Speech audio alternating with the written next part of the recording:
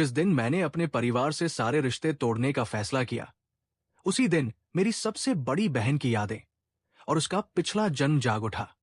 पिछले जन्म में उस धोखेबाज जय बाबू के कुछ आंसुओं की वजह से मेरी सभी बहनों ने मुझे मार मार कर अधमरा कर दिया था। लेकिन किसी ने नहीं सोचा था कि जब आखिरकार घर में आग लगेगी तो मैं ही अकेला था जिसने उन सबको उस धधकती आग से बाहर निकाला था। पुनर्जन्म के बाद बड़ी बहन को आखिरकार अपनी गलती का एहसास हो गया था और वो सब कुछ ठीक करना चाहती थी। वो जल्दबाजी में घर पहुंची, लेकिन उसे मेरा कहीं अतापता नहीं मिला।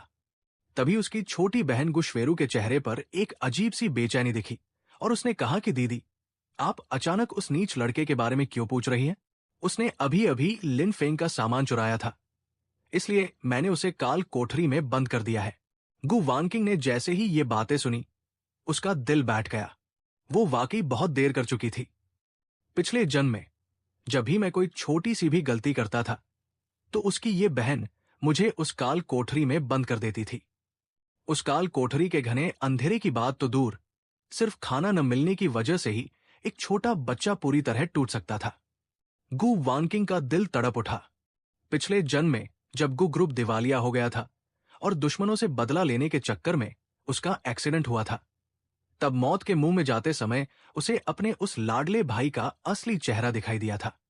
गु वानकिंग के चेहरे का रंग बदल गया। उसने बिना कुछ बोले सीधे काल कोठरी की तरफ कदम बढ़ा दिए।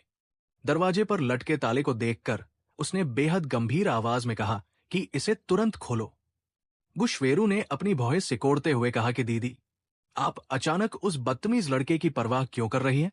उसने लिन फेंग का सामान चुराया है, उसे सबक सिखाना तो बनता ही है। आखिर उसकी औकात ही क्या है? लिन फेंग तो बहुत दयालु है जो उससे उलझता नहीं, लेकिन बहन होने के नाते हमें तो उसके साथ न्याय करना ही होगा। न्याय शब्द सुनते ही गु वानकिंग के दिल में एक तेज दर्द उठा। उसने कड़क कर कहा कि इसे खोलो, मुझसे दोबारा मत कहलवाना। शायद अपनी बड़ी बहन के इस भयानक और गुस्से से भरे चेहरे को देखकर गुशवेरू डर गई थी। बेहद नाराजगी के बावजूद उसने धीरे धीरे काल कोठरी का दरवाजा खोल दिया। उस समय मैं बेहद कमजोर हालत में जमीन पर पड़ा हुआ था। मुझ में खड़े होने तक की ताकत नहीं बची थी। अचानक दरवाजा खुलते ही मैंने खुद को एक गर्माहट भरे आलिंगन में पाया। तभी काले रंग का छोटा सूट पहने गु लिन फेंग चेहरे पर ढेर सारी लाचारी और नाराजगी लिए कुछ दूरी पर आकर खड़ा हो गया। उसने पूछा कि दीदी, आप यहां क्या कर रही है? आपने तो कहा था कि आज रात आप मेरा जन्मदिन मनाएंगी। पार्टी शुरू होने वाली है, आप अभी यहां क्या कर रही है? और आपने अपनी गोद में उस बदतमीज लड़के को क्यों उठा रखा है? गु लिन फेंग की आंखों की गहराइयों में जलन साफ चमक रही थी। बड़ी बहन को साफ सफाई बहुत पसंद थी।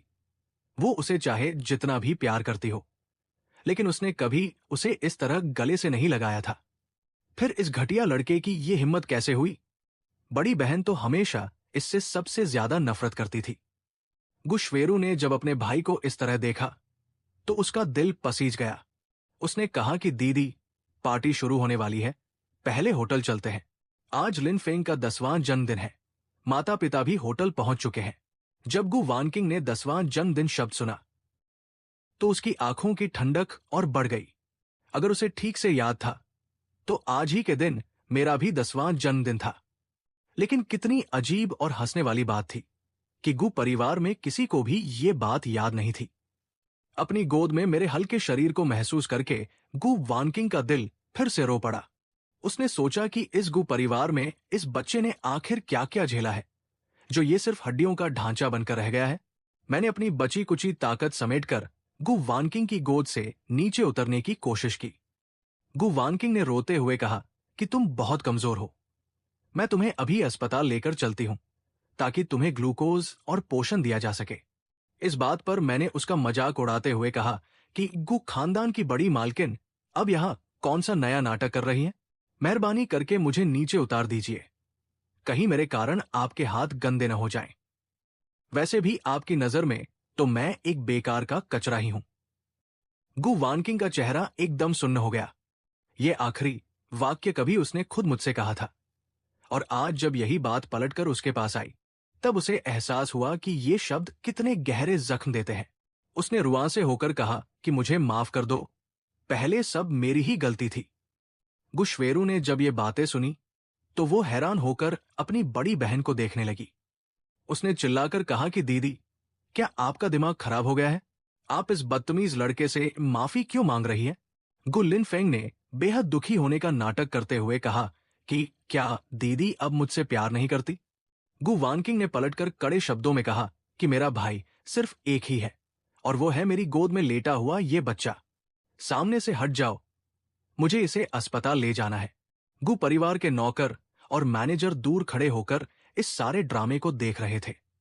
उनके चेहरों पर हैरानी साफ दिख रही थी कि बड़ी मालकिन को अचानक क्या हो गया है जो वो इस लड़के पर इतना ध्यान दे रही है। मैनेजर के दिल में एक बहुत ही बुरा अंदेशा होने लगा था। आखिरकार पहले लिन फेंग को खुश करने के लिए वे सब भी जानबूझकर या अनजाने में मुझे प्रताड़ित करते थे। अगर बड़ी मालकिन सच में मेरे पक्ष में खड़ी हो गई तो उन सबका अंजाम बहुत बुरा होने वाला था। गु लिन फेंग ने यह सुनते ही तुरंत रोना शुरू कर दिया और बोला कि दीदी, आपके इस कहने का क्या मतलब है? आपने तो कहा था कि आप हमेशा मुझे ही अपना इकलौता भाई मानेंगी। गु लिन फेंग ने गुस्से और जलन में अपने नाखून अपनी ही हथेलियों में गाड़ लिए थे, लेकिन उसने अपने चेहरे पर इसे जाहिर नहीं होने दिया। फिर भी गु वानकिंग ने उसकी इस चालाकी को ताड़ लिया। उसने ठंडे स्वर में कहा कि इकलौता भाई, शायद मैंने पहले कभी ऐसा कहा होगा, तो यही समझ लो कि उस वक्त मेरे दिमाग पर पत्थर पड़े थे। आज के बाद से गु परिवार का सिर्फ एक ही छोटा मालिक है और उसका नाम गु चेन है। गु वानकिंग की आवाज में एक ऐसा आदेश था जिसे कोई टाल नहीं सकता था। मैनेजर ये सब सुनकर डर के मारे कांपने लगा और उसकी कुछ भी बोलने की हिम्मत नहीं हुई। गुशवेरो गुस्से से आग बबूला हो रही थी। उसने कहा कि बड़ी बहन, इस बदतमीज लड़के ने लिन फेंग का सामान चुराया है। तुमने इस पर कोई ध्यान नहीं दिया वो तो अलग बात है, लेकिन तुम्हारी इन बातों का क्या मतलब है? क्या तुम लिन फेंग को गु परिवार से बाहर निकालना चाहती हो? लिन फेंग को हम दोनों ने अपनी आंखों के सामने बड़ा होते देखा है, और अगर तुम ऐसा करोगी तो क्या माता पिता इसके लिए सहमत होंगे? गु वानकिंग ने जवाब दिया कि वे सहमत होते हैं या नहीं ये उनकी समस्या है। मेरे दिल में तो छोटा भाई सिर्फ शाओ चेन ही है। तुम बार बार कह रही हो कि शाओ चेन ने उसका सामान चुराया है, तो मैं पूछना चाहती हूं कि शाओ चेन ने आखिर उसकी क्या चीज चुराई है? ये बात सुनकर लिन फेंग के चेहरे पर घबराहट आ गई। गुशवेरो ने तुरंत कहा कि वो मां द्वारा लिन फेंग को दिया गया जन्मदिन का मुकुट है, जिसे दक्षिण अफ्रीका से लाए गए लाल हीरों से बनाया गया था, और पूरी दुनिया में वैसा सिर्फ एक ही मुकुट है। गुशवेरो जब ये बात कह रही थी तब भी वो मुझे नफरत भरी नजरों से देख रही थी, और उसने कहा कि वो किसी को भी लिन फेंग को परेशान करने की इजाजत नहीं देगी। गु वानकिंग ने सिर हिलाया और कहा कि अगर मुझे ठीक से याद है तो वो मुकुट हमेशा वार्डरोब रूम में रखा रहता था। गु परिवार की आंखों का तारा होने के नाते लिन फेंग का अपना अलग वार्डरोब रूम है। गु परिवार के वार्डरोब रूम में सीसीटीवी कैमरे लगे हुए हैं ताकि चोर नौकरों पर नजर रखी जा सके। उम्मीद नहीं थी कि आज ये काम आ जाएगा। गु वानकिंग ने लिन फेंग की तरफ ठंडी नजरों से देखा और सोचा कि पिछले जीवन में किसी ने कैमरों की बात नहीं की थी, क्योंकि सबको लगता था कि इसकी जरूरत ही नहीं है। भला इतना दयालु और प्यारा छोटा भाई झूठ क्यों बोलेगा? ये सोचकर गु वानकिंग का दिल ग्लानि से भर गया। उसने मेरे बालों को सहलाया और कहा कि शाओ चेन, तुम चिंता मत करो, बड़ी बहन तुम्हें न्याय जरूर दिलाएगी। मेरा चेहरा शांत था और मुझे कोई फर्क नहीं पड़ रहा था। मैंने कहा कि मुझे नहीं पता कि तुम लोग अब कौन सा नाटक कर रहे हो। ये सच मेरे लिए मायने नहीं रखता। वैसे भी तुम लोगों ने पहले मुझ पर कीचड़ उछालने में कोई कसर छोड़ी है क्या? अपने पास खड़े लड़के के चेहरे पर उपहास के भाव देखकर गु वानकिंग को अपने दिल में तेज दर्द महसूस हुआ। उसे लगा कि शाओ चेन सच में उनसे बहुत दुखी है। वो कुछ ऐसा करेगी जिससे शाओ चेन को पता चले कि वो सच में पछता रही है। उसने चिल्लाकर कहा कि मैनेजर, अभी तक तुम बच्चों के अस्पताल के सबसे अच्छे डॉक्टर को बुलाकर क्यों नहीं लाए? मैनेजर ने अपने माथे का पसीना पोंछा और उसे समझ आया कि गु परिवार में अब बहुत बड़ा बदलाव आने वाला है। ओह, सने कहा कि जी बड़ी मालकिन, आज की सीसीटीवी फुटेज निकाली जा रही है। यह सुनकर लिन फेंग घबरा गया और रो उतरा चेहरा बनाकर गुशवेरो की तरफ देखने लगा। उसने कहा कि छठी दीदी, आप लोग शाओ फेंग पर भरोसा क्यों नहीं कर रहे हैं? शाओ फेंग ने सच में झूठ नहीं बोला है। ये कहते हुए उसकी आंखों से आंसू बहने लगे और वो बेहद मासूम बनने का नाटक करने लगा। लेकिन गु वानकिंग को उसका ये चेहरा देखकर सिर्फ चिढ़ हो रही थी। गुशवेरो ने दुखी होकर लिन फेंग के आंसू पोंछे और पहली बार अपनी बड़ी बहन का विरोध करते हुए कहा कि बड़ी बहन, मुझे नहीं पता कि तुम्हें क्या हो गया है, लेकिन इतना आगे बढ़ने की जरूरत नहीं है। शाओ फेंग ऐसा कायर इंसान कैसे हो सकता है? तुम सबके सामने फुटेज देख रही हो। इसका मतलब तुम्हें शाओ फेंग पर भरोसा नहीं है। तुम्हारी इस हरकत के बाद शाओ फेंग किस मुंह से इस घर में रहेगा? गु वानकिंग ने कड़े शब्दों में कहा कि क्या मैंने उससे यहां रहने की भीख मांगी है? अगर नहीं रहना तो यहां से दफा हो जाए। इस समय गु वानकिंग लिन फेंग के साथ कोई शराफत नहीं दिखा रही थी। उसका यह बदला हुआ रूप देखकर मैं भी हैरान रह गया और सोचने लगा कि क्या गु वानकिंग भी पिछले जन्म से लौटकर वापस आई है। नौकर जल्द ही लैपटॉप लेकर आया और उसने फुटेज निकाल ली। उसने पूछा कि सामान किस समय गायब हुआ था। गुशवेरो ने अपनी बड़ी बहन की ठंडी नजरों को देखा और अनजाने में जवाब दिया कि सुबह 10 बजे। नौकर ने गु वानकिंग का इशारा पाकर फुटेज को उसी समय पर सेट कर दिया। सबने कंप्यूटर स्क्रीन पर साफ देखा कि उस दौरान लिन फेंग के अलावा कोई भी उस कमरे में नहीं गया था, यहां तक कि कोई नौकर भी नहीं। लिन फेंग कमरे में गया और सीधे मुकुट की तरफ बढ़ा। उसने मेज पर ठीक से रखे मुकुट को उठाया और सीधे एक जूते के डिब्बे में छुपा दिया और फिर संतुष्ट होकर बाहर निकल गया। गु वानकिंग ने कहा कि आगे देखने की कोई जरूरत नहीं है, सच सबके सामने है। गु वानकिंग का चेहरा गुस्से से जम गया और आसपास का माहौल तनावपूर्ण हो गया। नौकरों ने अपने सिर झुका लिए और किसी की हिम्मत गु वानकिंग का चेहरा देखने की नहीं हुई। उसने कहा कि लिन फेंग, गु परिवार तुम्हें खिलाता पिलाता है ताकि तुम शाओ चेन को फंसा सको। पुरानी बातों को छोड़ भी दें तो आज की इस हरकत की कीमत तुम्हें चुकानी पड़ेगी। यह सुनकर मैंने भी हैरान होकर अपना सिर उठाया। लिन फेंग जानता था कि उसकी बड़ी बहन का गुस्सा कितना खतरनाक होता है। वो तुरंत डरकर गुशवेरो की गोद में छिप गया क्योंकि उसे समझ नहीं आ रहा था कि वो इस बात की क्या सफाई दे। गुशवेरो ने तुरंत झुककर लिन फेंग की पीठ थपथपाई और उसे दिलासा देते हुए कहा कि शाओ फेंग, डरो मत, तुम्हारी छठी दीदी यहां है। उसने बड़ी बहन से कहा कि मैं तुम्हारा सम्मान करती हूं, इसलिए तुम्हें बड़ी बहन कहती हूं। यह तो बस भाइयों के बीच का एक मजाक था। क्या इसके लिए इतना बवाल करने की जरूरत है? माता पिता होटल में हमारा इंतजार कर रहे हैं, तुम कब तक ये ड्रामा करोगी? गु वानकिंग ने अपना माथा पकड़ा और अपनी इस बहन को ताने भरी नजरों से देखा। पिछले जन्म में वो खुद भी तो गुशवेरो की तरह बिना सोचे समझे लिन फेंग का साथ देती थी। उसने कहा कि मैं जन्मदिन की पार्टी में नहीं जा रही हूं, मैं घर पर रहकर शाओ चेन के साथ रुकूंगी क्योंकि आज शाओ चेन का भी जन्मदिन है। गु वानकिंग ने यह बात कही तो गुशवेरो जोर से हंसने लगी और बोली कि बड़ी बहन, मुझे लगता है कि तुम्हारा दिमाग खराब हो गया है। इस बेकार लड़के के जन्मदिन से हमारा क्या लेना देना है? गु वानकिंग ने तुरंत उसे एक जोरदार थप्पड़ मारा और कहा कि चुप रहो, आगे से शाओ चेन के बारे में ऐसा शब्द मत बोलना और शाओ चेन से माफी मांगो। मेरा शरीर थमसा गया। मैंने कभी नहीं सोचा था कि गु वानकिंग मेरे लिए इस हद तक चली जाएगी, लेकिन इससे क्या फर्क पड़ता है? मेरा दिल तो पहले ही टूट चुका है और गु परिवार के लिए मेरे मन में सिर्फ नफरत बची है। गु वानकिंग ने फिर कहा कि क्या मुझे अपनी बात दोहरानी पड़ेगी? शाओ चेन से माफी मांगो, मैं तीसरी बार नहीं बोलूंगी। गुशवेरो ने अड़ियल रुख अपनाते हुए कहा कि गु वानकिंग, तुम पागल हो गई हो या मैं इस लड़के से माफी मांगू? ये नामुमकिन है। मैं तीसरी मंजिल से कूद जाऊंगी, लेकिन इस लड़के से माफी नहीं मांगूंगी। इसकी औकात ही क्या है जो मैं इससे माफी मांगू? लिन फेंग सिर झुकाए बैठा था और समझ नहीं पा रहा था कि जो बड़ी बहन सुबह तक इतनी अच्छी थी, वो दोपहर में अचानक ऐसी कैसे हो गई। गु वानकिंग ने मुस्कुराते हुए मुझे धीरे से सोफे पर बिठाया। वो खड़ी हुई और बिना कुछ सोचे गुशवेरो को एक और थप्पड़ मार दिया। उसने कहा कि यह थप्पड़ शाओ चेन की तरफ से है और शाओ चेन ने जो भी दुख झेले हैं, तुम्हें अपनी बाकी की जिंदगी में उसका हर्जाना भुगतना पड़ेगा। गुशवेरो उसकी बातों की गहराई को नहीं समझ पाई। उसने अपना दाहिना गाल पकड़ा और गुस्से में अपनी बड़ी बहन को देखने लगी। उसे यकीन नहीं हो रहा था कि उसकी बड़ी बहन उस पर हाथ उठा सकती है।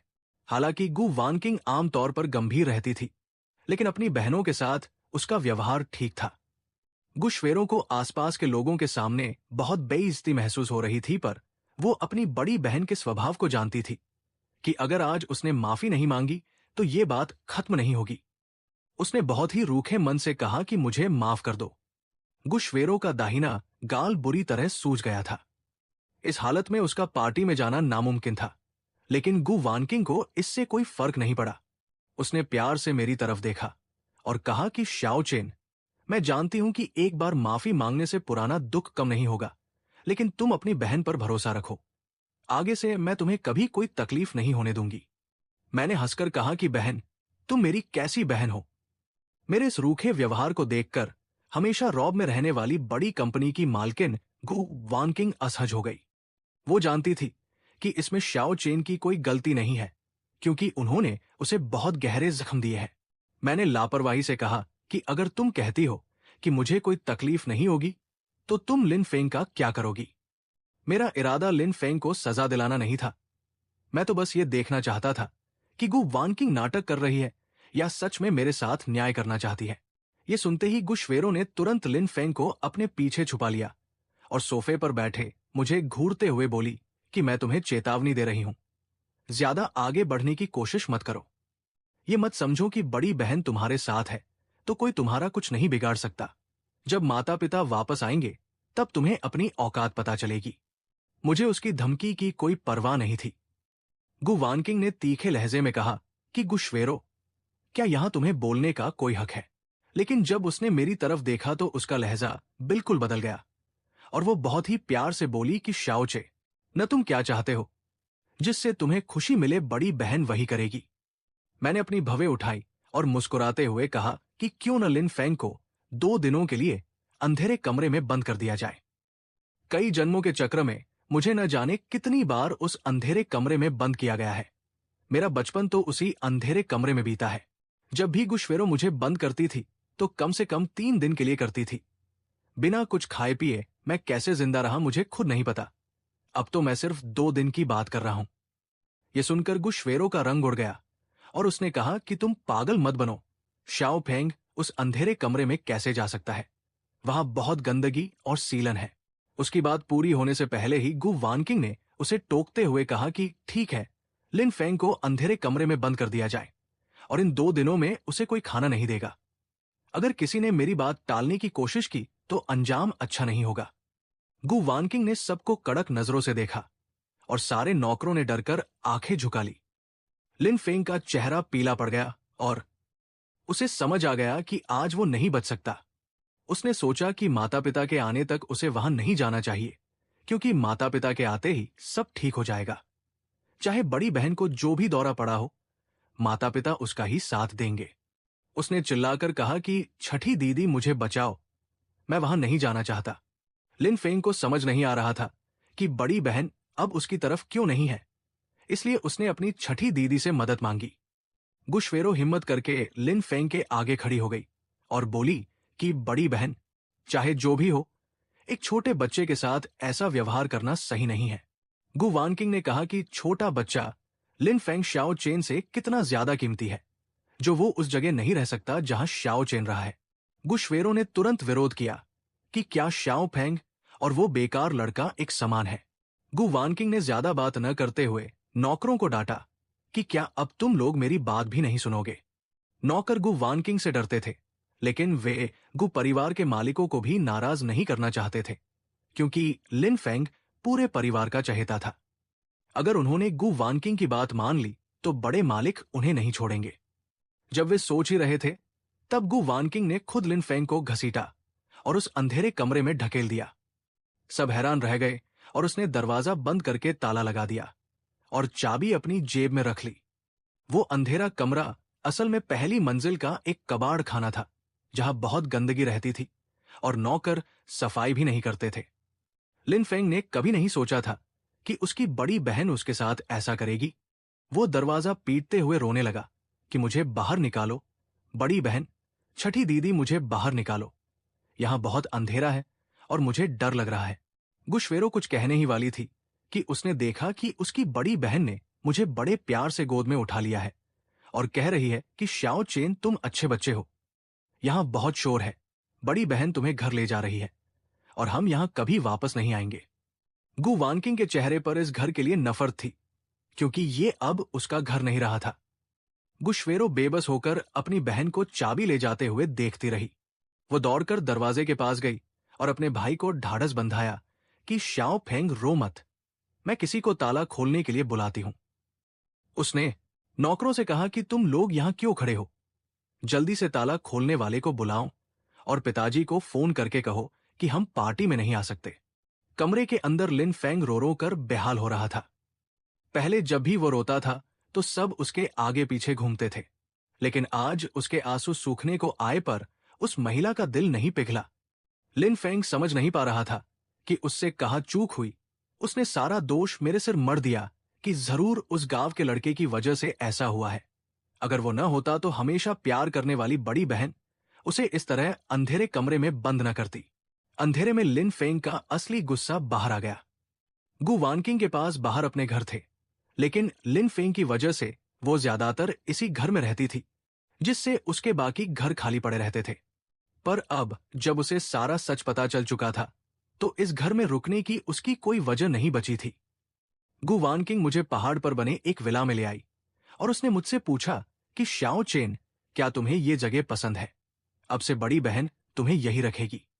मैंने आंखें उठाई तो उसकी आंखों में सिर्फ प्यार था। मुझे उसके इस बदले हुए रूप की आदत नहीं थी। मैंने कहा कि गु वानकिंग, क्या तुम थोड़ा गंभीर हो सकती हो? मैंने उसे बड़ी बहन कहना भी छोड़ दिया था। गु वानकिंग थोड़ी हैरान हुई पर उसने कुछ नहीं कहा। उसने रास्ते में ही मैनेजर को फोन करके डॉक्टरों को वहां बुला लिया था, इसलिए उनके पहुंचते ही बच्चों के अस्पताल के बड़े डॉक्टर भी आ गए। अस्पताल के मुख्य डॉक्टर ने आगे बढ़कर पूछा कि मालकिन, क्या लिन फेंग की तबीयत खराब है? पहले हमेशा वही लिन फेंग का इलाज करता था, लेकिन आज गु वानकिंग को उसका चेहरा देखकर गुस्सा आ रहा था। उसने कहा कि अब से गु परिवार का सिर्फ एक ही छोटा मालिक है और वह मेरे पास खड़ा ये लड़का है।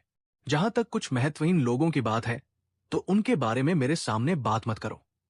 डायरेक्टर वांग को भी समझ नहीं आया कि अचानक गु वानकिंग का चेहरा इतना ठंडा क्यों हो गया। वो समझ ही नहीं पा रही थी कि उन्होंने क्या गलत कह दिया था। उन्होंने बिना कोई विरोध किए बार बार सिर हिलाया, लेकिन उनके मन में अजीब लग रहा था कि गु तो हमेशा गु परिवार के उस दूसरे छोटे बेटे से बहुत प्यार करती थी और बड़े बेटे को बिल्कुल पसंद नहीं किया जाता था। तो अब ये सब उल्टा क्यों हो गया है? क्या गु परिवार में कोई बड़ा बदलाव आया है? लेकिन अमीर परिवारों की बातें उनके अनुमान लगाने की चीज नहीं थी। वो इस नियम को अच्छे से समझती थी। जांच पूरी करने के बाद डायरेक्टर वांग ने राहत की सांस ली और चेहरे पर एक खुशामदी मुस्कान लाते हुए कहा कि गु, छोटे मालिक के शरीर में कोई बहुत बड़ी समस्या नहीं है, लेकिन बहुत सी छोटी मोटी परेशानियां हैं।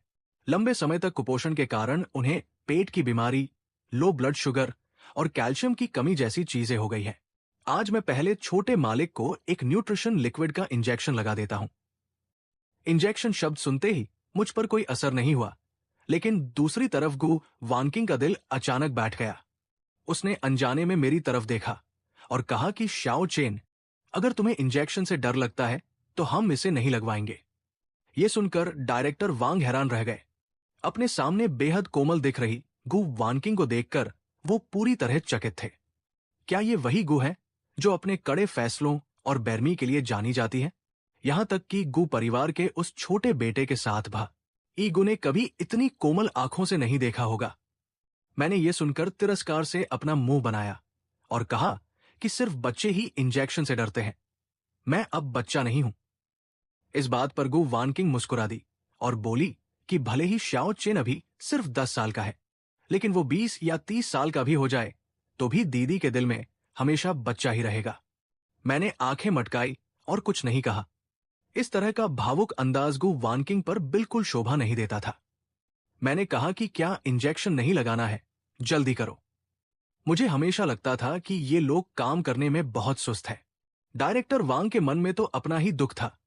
गु वानकिंग की सहमति के बिना वो मुझे इंजेक्शन लगाने की हिम्मत कैसे कर सकते थे?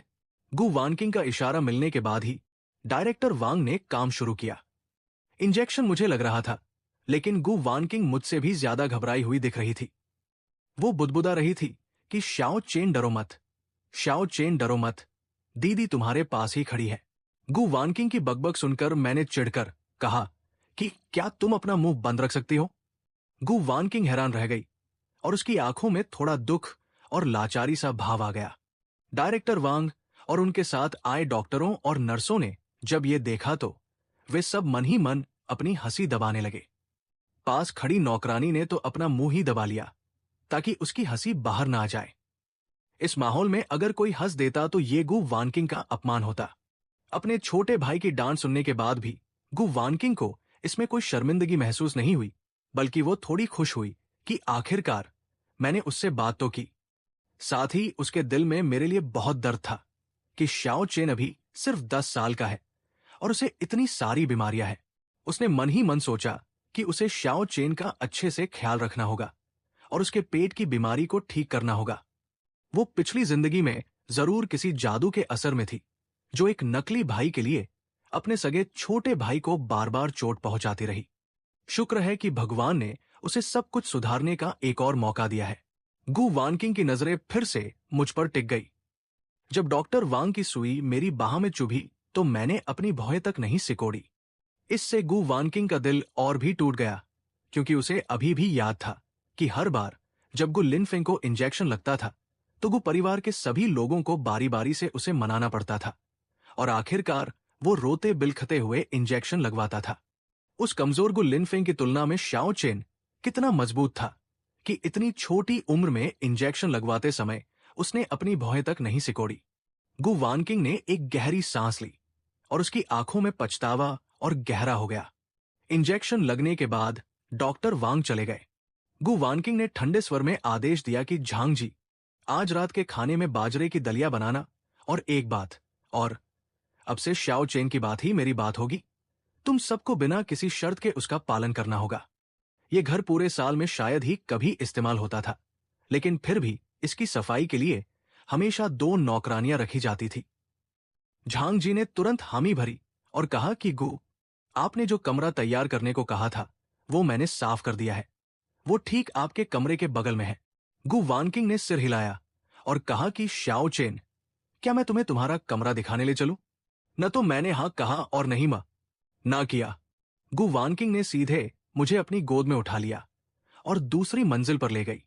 समय की कमी के कारण कमरे को बहुत अच्छे से सजाया नहीं गया था, बस अच्छे से साफ किया गया था। वो एक साधारण अतिथि कमरा था। ये कमरा मेरे पिछले रहने के माहौल की तुलना में बहुत बेहतर था। लेकिन जब गु वानकिंग ने इस कमरे को देखा तो उसके दिमाग में अपने आप गु लिनफेंग का कमरा याद आ गया। गु लिनफेंग का कमरा पूरे 100 वर्ग मीटर का था, जिसमें बाथरूम, खिलौनों का कमरा और सब कुछ था।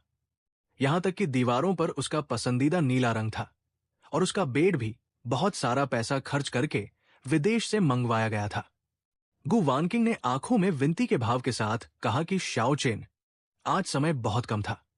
दीदी अभी किसी को बुलाकर इसे फिर से अच्छे से सजवा देती है, ठीक है? मैंने ठंडी हंसी के साथ कहा कि क्या इन सब चीजों से मेरी भरपाई करना चाहती हो? मुझे लगता है कि इसकी बिल्कुल भी जरूरत नहीं है, क्योंकि गु परिवार ने कभी मुझे अपने दिल में जगह ही नहीं दी। मैं बड़े कदमों से कमरे के अंदर चला गया।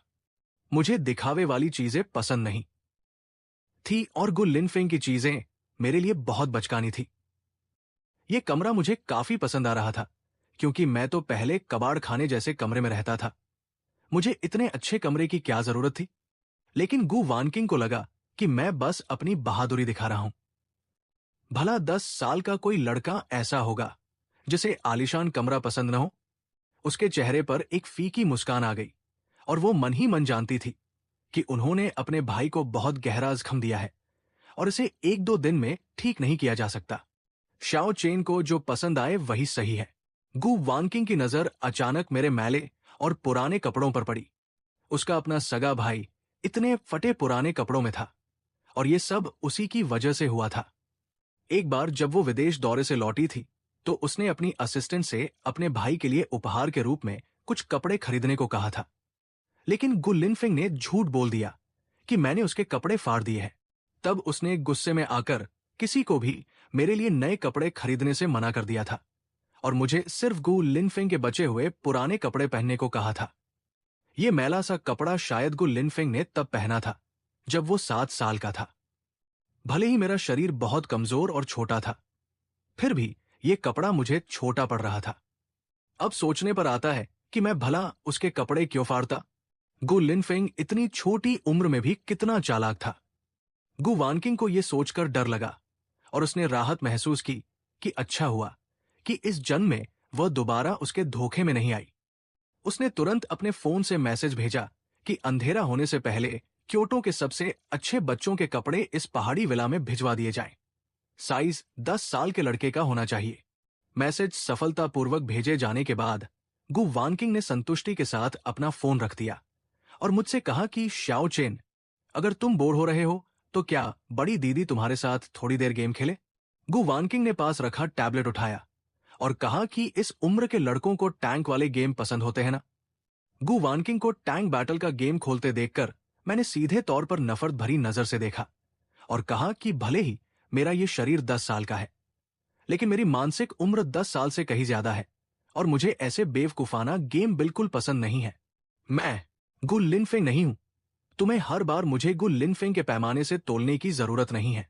मेरी कड़वी बातों ने गु वानकिंग के दिल को ठेस पहुंचाई। उसे एहसास हुआ कि वो आमतौर पर बच्चों के संपर्क में नहीं रहती थी, इसलिए बच्चों की पसंद के नाम पर उसे सिर्फ वही पता था जो गु लिनफेंग को पसंद था। उसने मुझसे माफी मांगते हुए कहा कि मुझे माफ कर दो श्याओ चेन, लेकिन मैंने उसकी माफी को पूरी तरह नजरअंदाज कर दिया और पास की किताबों की अलमारी की तरफ देखने लगा। मैंने कहा कि मुझे उम्मीद नहीं थी कि इस कमरे में इतनी बड़ी किताबों की अलमारी होगी। ये मेरी पसंद की चीज है। बोर होने पर मैं किताबें पढ़कर समय बिता सकता हूं। मैंने अलमारी से एक किताब निकाली जिसका नाम था प्रोग्रामिंग लैंग्वेज। मैंने अपनी भौहें उठाई। मुझे उम्मीद नहीं थी कि इस कमरे में प्रोग्रामिंग से जुड़ी कोई किताब होगी। मुझे हमेशा से इस चीज में बहुत दिलचस्पी थी, लेकिन गु परिवार में ये बात कोई नहीं जानता था, क्योंकि वहां कोई भी ये जानने की परवाह नहीं करता था कि मुझे क्या पसंद है।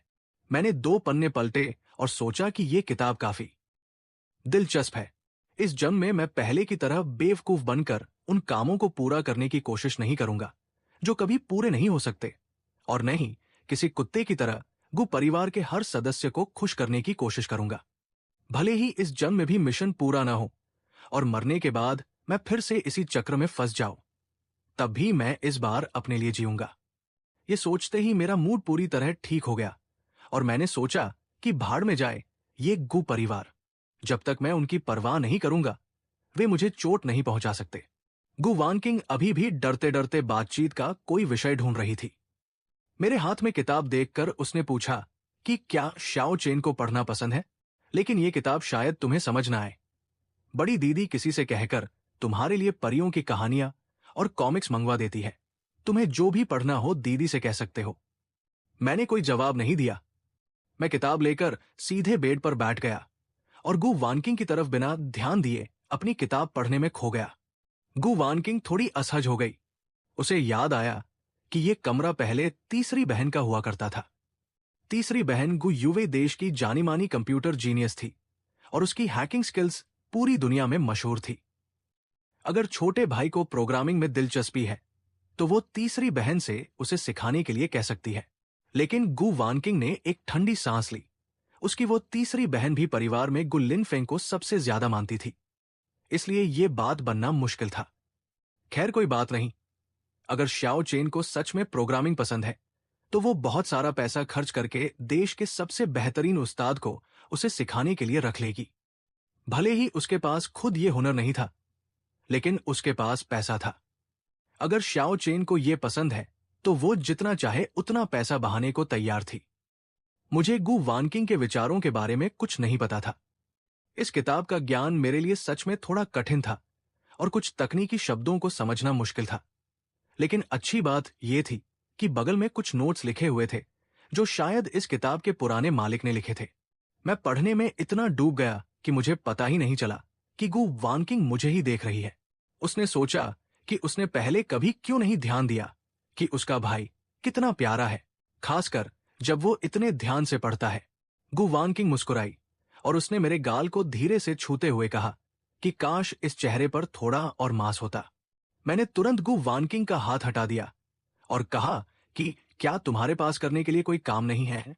गु वानकिंग को लगा कि गुस्सा होने पर भी वो कितना प्यारा लग रहा है, लेकिन वो भाई को और गुस्सा नहीं दिलाना चाहती थी।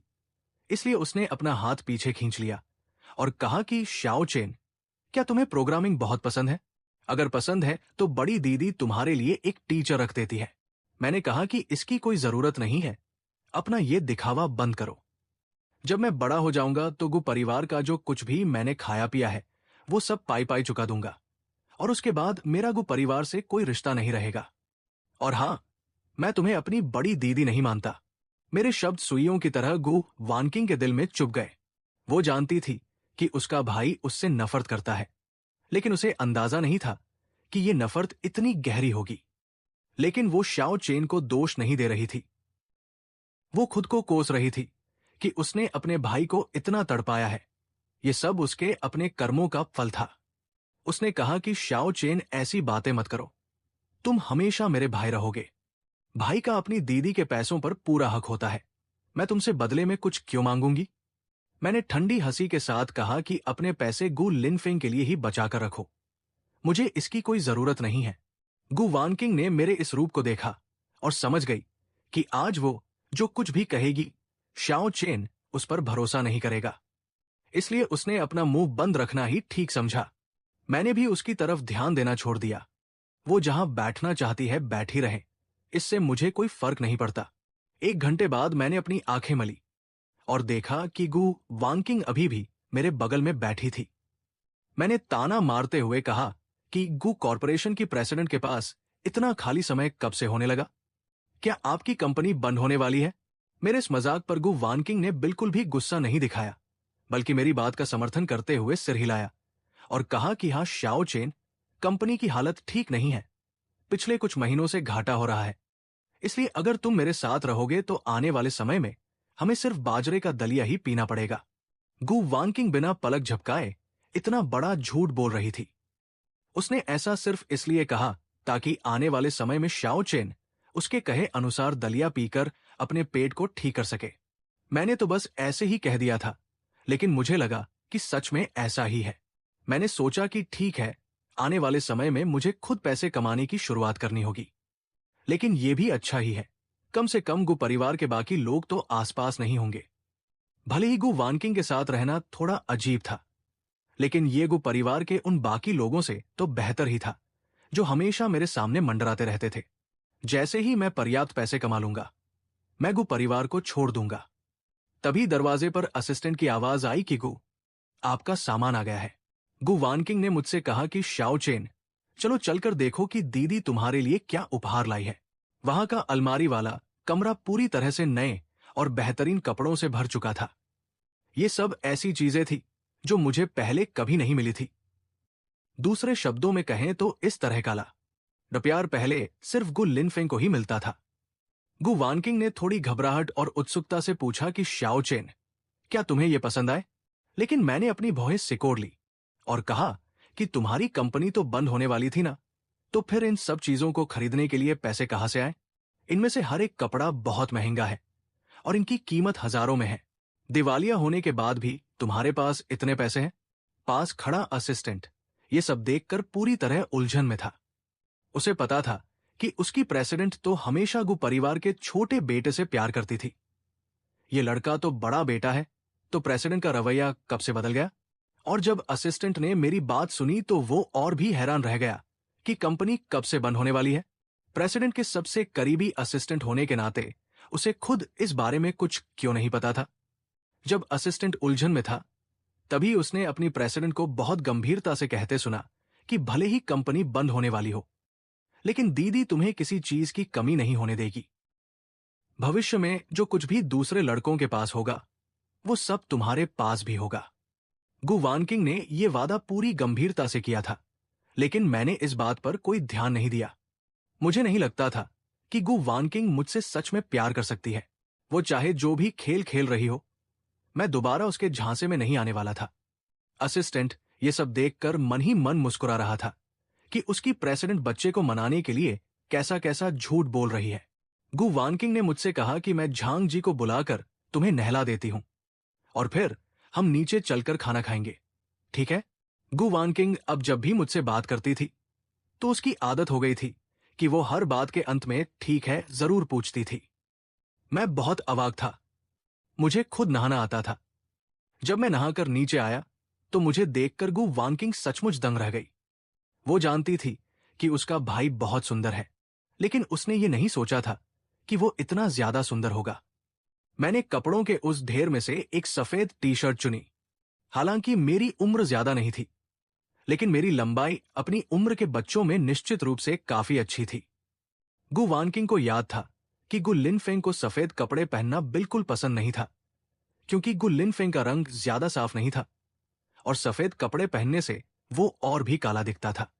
गु वानकिंग का दिल खुशी से भर गया। उसका श्यान सचमुच एक छोटा सा सुंदर लड़का था। हमारा श्यान सजने धमवरने के बाद सच में बहुत अच्छा लगता था। गु वानकिंग शायद ही कभी किसी की तारीफ करती थी। यहां तक कि गु लिनफेंग को भी उससे तारीफ का एक शब्द मिलना मुश्किल था। लेकिन ये सब सुनकर मेरे चेहरे पर थोड़ी सी भी खुशी नहीं दिखी। मैं बिना कुछ बोले चुपचाप कटोरे का दलिया पीता रहा, क्योंकि मैं बहुत भूखा था। मैंने 2 दिनों से कुछ नहीं खाया था। अगर डॉक्टर ने मुझे अभी न्यूट्रिशन का इंजेक्शन न दिया होता तो शायद मैं अब तक बेहोश हो गया होता। हालांकि हम दोनों में से कोई भी बात नहीं कर रहा था। फिर भी गु वानकिंग बहुत संतुष्ट थी।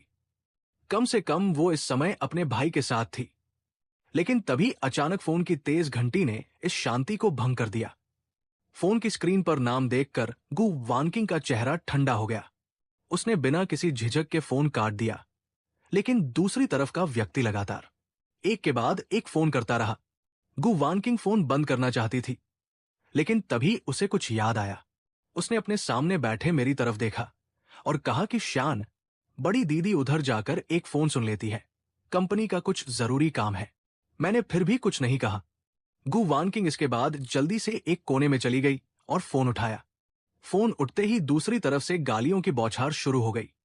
गु वानकिंग, क्या तुम्हारी नजर में मेरा कोई वजूद है? क्या मैं तुम्हारा बाप नहीं हूं? गु परिवार ने तुम्हें कैसी परवरिश दी है कि तुम खुद ही फैसले करने लगी हो? क्या तुम्हारा जमीर कुत्ता खा गया है? तुम अपने भाई के साथ ऐसा बर्ताव कैसे कर सकती हो? क्या तुम्हें पता भी है कि छोटा फेंग डर के मारे बेहोश हो गया है? डॉक्टर ने कहा है कि छोटे फेंग को बहुत गहरा सदमा लगा है और इससे उसके भविष्य के जीवन में मानसिक असर पड़ सकता है। फोन के दूसरी तरफ की चिल्लाहट के सामने गु वानकिंग के चेहरे पर एक ठंडी मुस्कान आ गई। उसने कहा कि ऐसा है क्या? तो ये तो बहुत अच्छी बात है, और एक बात मुझे आपको सुधारनी होगी।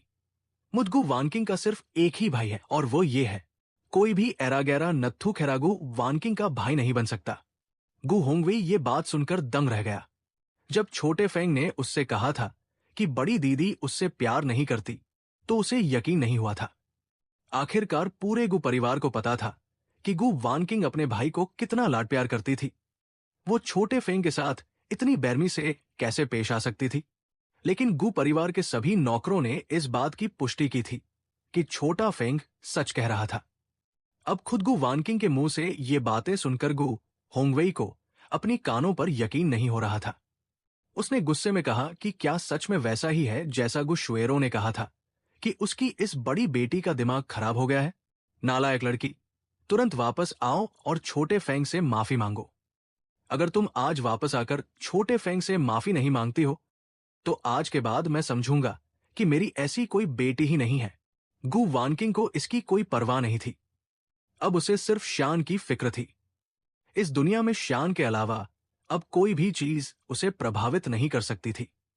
जहां तक गु होंगवेई की बात थी, गु वानकिंग की आंखों में एक ठंडी चमक आ गई। उसे पिछले जीवन की बातें याद आई। इस आदमी ने बहुत पहले ही उसकी मां को धोखा दे दिया था। वो हमेशा सोचती थी कि मां की मौत के बाद उसका पिता कई सालों तक दुखी रहा और उसके बाद उसने दूसरी शादी की। लेकिन असल में ये आदमी बहुत पहले से ही घर की उस औरत के साथ मिला हुआ था। बस कुछ सालों बाद उन्होंने कानूनी तौर पर शादी की थी। शायद गु होंगवेई भी बाहर की बदनामी से डरता था।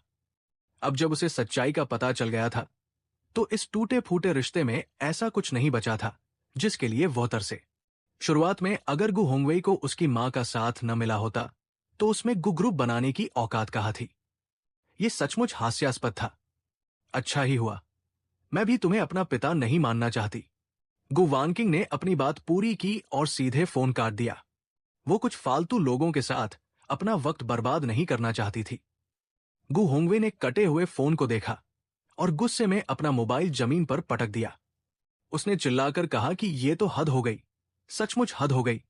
क्या ये लड़की अब सिर पर चढ़ेगी? पास खड़ी गु शुएरो गु होंगवेई के इस रूप को देखकर सहम गई। उसने धीरे से पूछा कि पापा, बड़ी दीदी ने क्या कहा?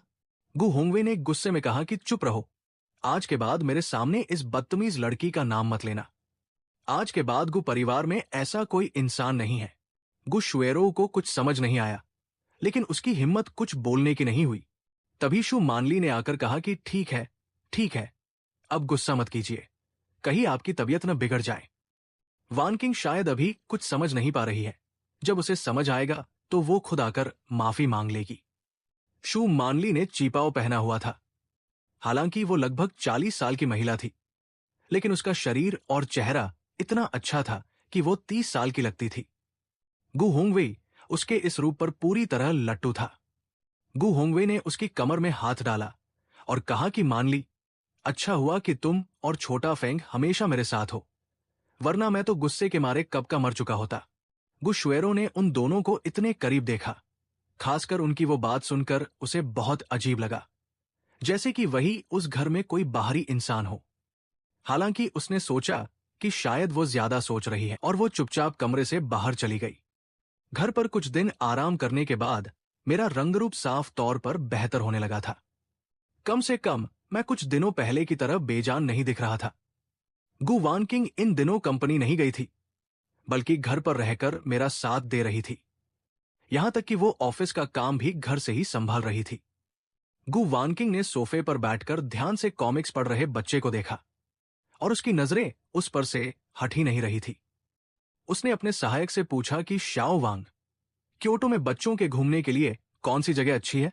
उसे लग रहा था कि मुझे इस तरह रोज घर में बंद रखना ठीक नहीं है। ये उम्र तो खेलने कूदने की होती है, ऐसे में घर में कैद रहना सही नहीं था।